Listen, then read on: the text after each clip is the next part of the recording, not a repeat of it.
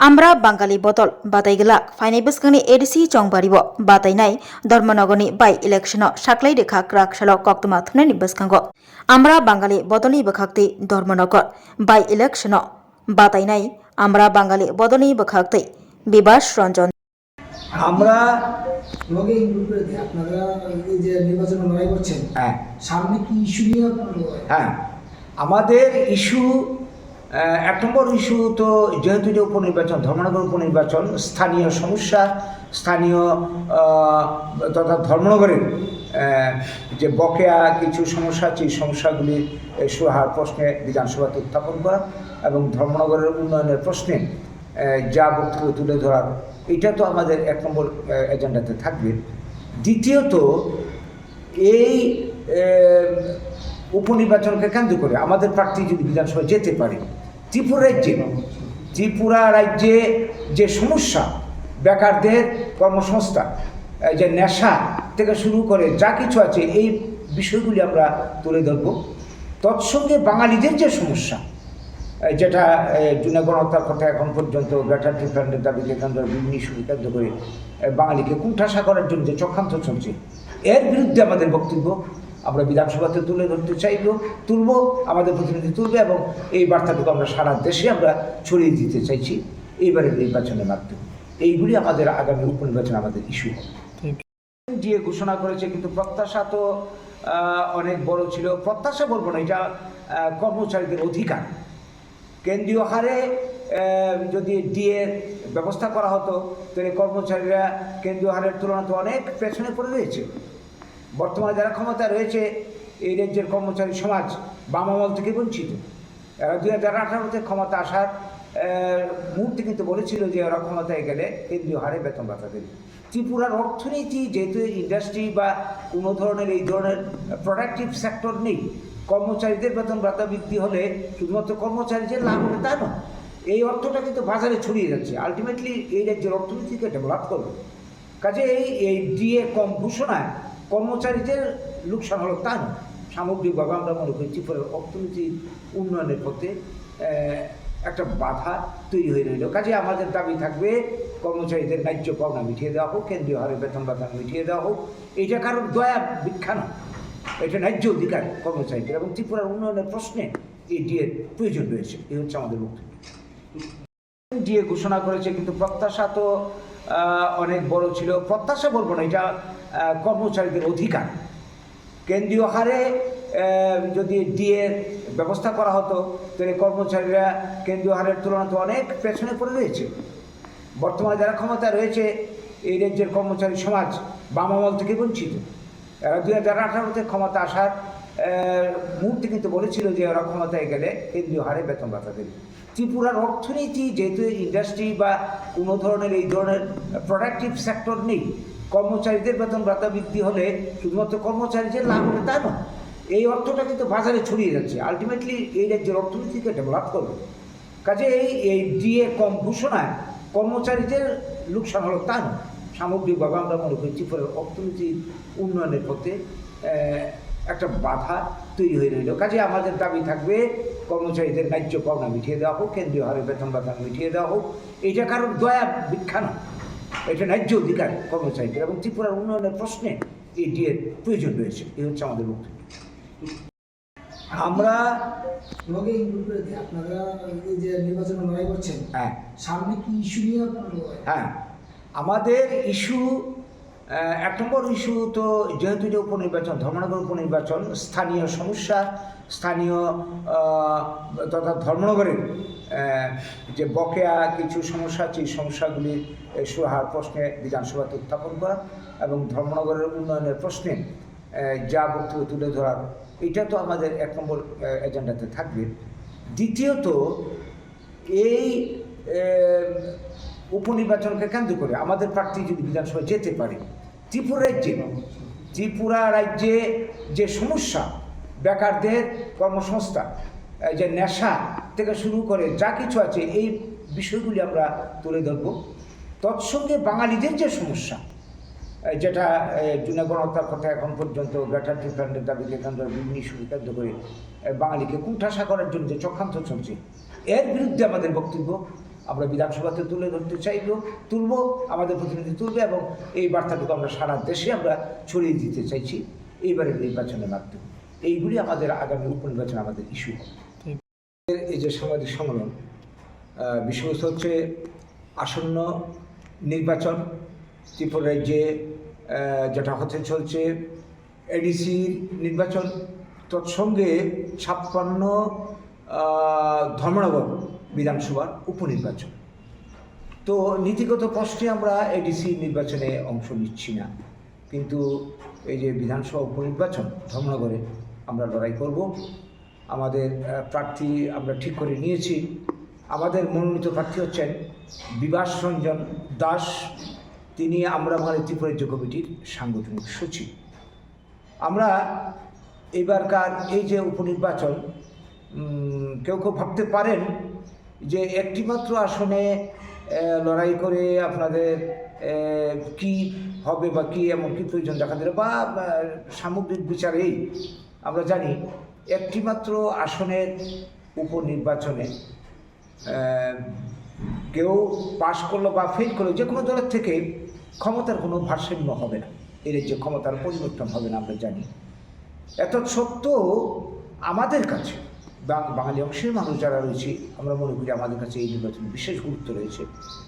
কারণ কি, আমরা সেই স্বাধীনতার পর থেকে, দেশভাগের পর থেকে এই দেশের ভূমিপুত্র বাঙালি, স্বাধীনতার উপকার বাঙালির উপর যে বঞ্চনা চলছে ধারাবাহিক, স্টিল এখন অবধি যেটা চলছে, এই বঞ্চনার ব্যাপারে কোনো বক্তব্য বিধানসভায় বলে লোকসভায় বলে আজ পর্যন্ত কেউ উত্থাপন করেনি, বা এই সমস্যার সমাধানও হয়নি। অধিকন্তু বঞ্চনাই চলছে দিনের পর দিন। ত্রিপুরা রাজ্যে যেটা চলছে সেটা তো আমরা দেখতেই পাচ্ছি। ত্রিপুরা ভারত মুক্তির পর 49 সালের পর বামেরা ক্ষমতায় আসার পর জুনের গণহত্যা থেকে শুরু করে শুধুমাত্র আঘাতের পর আঘাত, হত্যা, সব কিছু চলছে। এখন যারা ক্ষমতায় রয়েছে বিজেপি, তাদের কাছে আমাদের অনেক প্রত্যাশা ছিল যে তারা এই সমস্ত সমস্যার সমাধান করবে, বাঙালি বঞ্চনার অবসান ঘটাবে। কোনো কিছুই হয়নি। তো এই প্রেক্ষিতে দাঁড়িয়ে আমাদের বক্তব্যকে বিধানসভায় তুলে দেওয়ার জন্য আমরা মনে করি একটা আসনও আমাদের জন্য বিরাট বিষয়।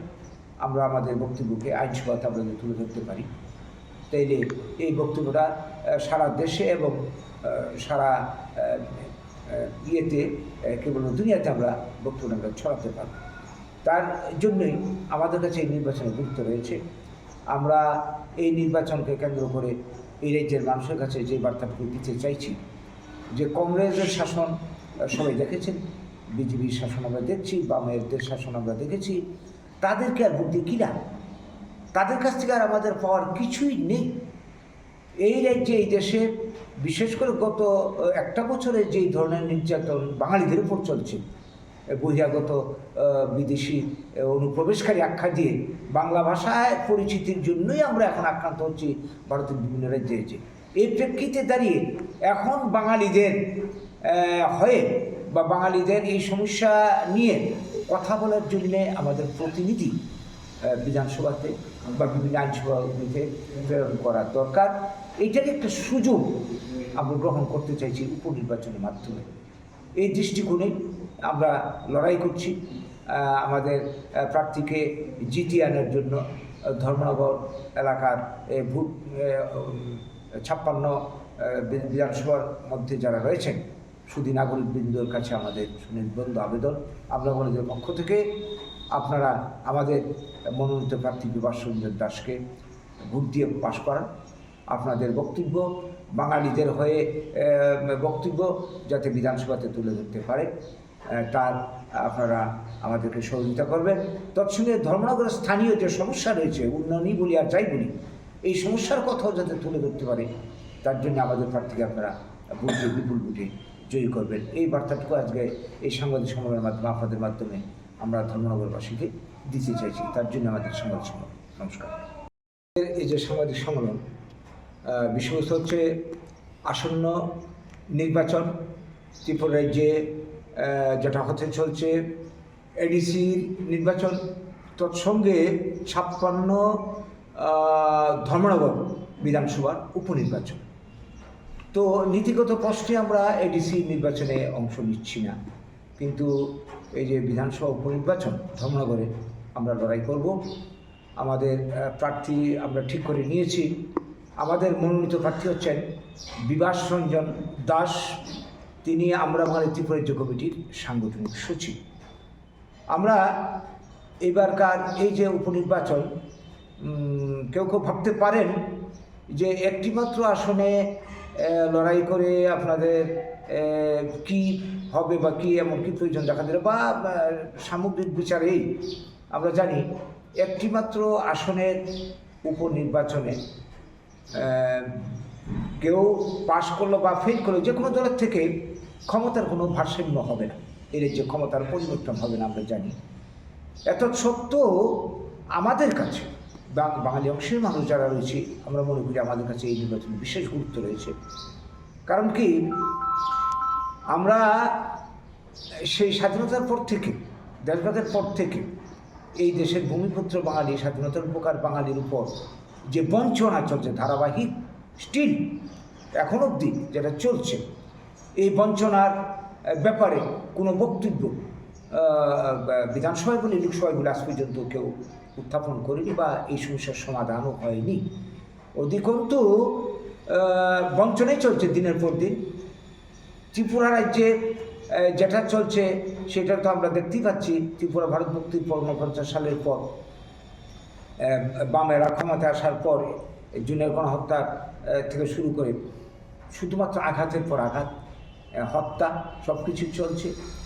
এখন যারা ক্ষমতায় রয়েছে বিজেপি, তাদের কাছে আমাদের অনেক প্রত্যাশা ছিল যে তারা এই সমস্ত সমস্যার সমাধান করবে, বাঙালি বঞ্চনার অবসান ঘটাবে। কোনো কিছুই হয়নি। তো এই প্রেক্ষিতে দাঁড়িয়ে আমাদের বক্তব্যকে বিধানসভায় তুলে দেওয়ার জন্য আমরা মনে করি একটা আসনও আমাদের জন্য বিরাট বিষয়। আমরা আমাদের বক্তব্যকে আইনসভাতে আমরা তুলে ধরতে পারি, তাইলে এই বক্তব্যটা সারা দেশে এবং সারা ইয়েতে কেবল দুনিয়াতে আমরা বক্তব্য আমরা ছড়াতে পারব। তার জন্যই আমাদের কাছে এই নির্বাচনের গুরুত্ব রয়েছে। আমরা এই নির্বাচনকে কেন্দ্র করে এই রাজ্যের মানুষের কাছে যে বার্তাটুকু দিতে চাইছি যে কংগ্রেসের শাসন সবাই দেখেছেন, বিজেপির শাসন আমরা দেখছি, বামেদের শাসন আমরা দেখেছি। তাদেরকে আর বুদ্ধি কিনা, তাদের কাছ থেকে আর আমাদের পাওয়ার কিছুই নেই। এই রাজ্যে, এই দেশে বিশেষ করে গত একটা বছরে যেই ধরনের নির্যাতন বাঙালিদের উপর চলছে, বহিরাগত বিদেশি অনুপ্রবেশকারী আখ্যা দিয়ে বাংলা ভাষায় পরিচিতির জন্যই আমরা এখন আক্রান্ত হচ্ছি ভারতের বিভিন্ন রাজ্যে। এই প্রেক্ষিতে দাঁড়িয়ে এখন বাঙালিদের হয়ে বা বাঙালিদের এই সমস্যা নিয়ে কথা বলার জন্যে আমাদের প্রতিনিধি বিধানসভাতে বা বিভিন্ন আইনসভাগুলিতে প্রেরণ করা দরকার। এইটার একটা সুযোগ আমরা গ্রহণ করতে চাইছি উপনির্বাচনের মাধ্যমে। এই দৃষ্টিকোণে আমরা লড়াই করছি আমাদের প্রার্থীকে জিতিয়ে আনার জন্য। ধর্মনগর এলাকার ভোট 56 বিধানসভার মধ্যে যারা রয়েছেন সুধী নাগরিকবৃন্দর কাছে আমাদের সুনির্বন্ধ আবেদন, আমরা আমাদের পক্ষ থেকে আপনারা আমাদের মনোনীত প্রার্থী বিভাস রঞ্জন দাসকে ভোট দিয়ে পাশ করান। আপনাদের বক্তব্য বাঙালিদের হয়ে বক্তব্য যাতে বিধানসভাতে তুলে ধরতে পারে তার আপনারা আমাদেরকে সহযোগিতা করবেন। তৎসঙ্গে ধর্মনগরের স্থানীয় যে সমস্যা রয়েছে, উন্নয়নই বলি আর যাই বলি, এই সমস্যার কথাও যাতে তুলে ধরতে পারে তার জন্য আমাদের প্রার্থীকে আপনারা ভোটে বিপুল ভোটে জয়ী করবেন। এই বার্তাটুকু আজকে এই সাংবাদিক সম্মেলনের মাধ্যমে আপনাদের মাধ্যমে আমরা ধর্মনগরবাসীকে দিতে চাইছি। তার জন্য আমাদের সাংবাদিক সম্মেলন। নমস্কার। শোনো শোনো ভোজন রসিক, শোনো মন দিয়া, ঝাঁঝের স্বাদে রান্না করো লং তরাই দিয়া। ইলিশ সর্ষে পোস্ত বাটা যেমন ইচ্ছে নাও, মালাই চিংড়ি মাংস কষা চেটে পুটে খাও, আহা চেটে পুটে খাও, আহা চেটে পুটে খাও। লং তরাই কাচ্চি ঘানির সর্ষে তেলে টেস্ট, যে খাবে সেই বলবে লং তরাই বেশ। লং তরাই সর্ষের তেল, ঝাঁঝে স্বাদে তোমাকে চাই। আহা লং তরাই বেশ, আহা লং তরাই বেশ।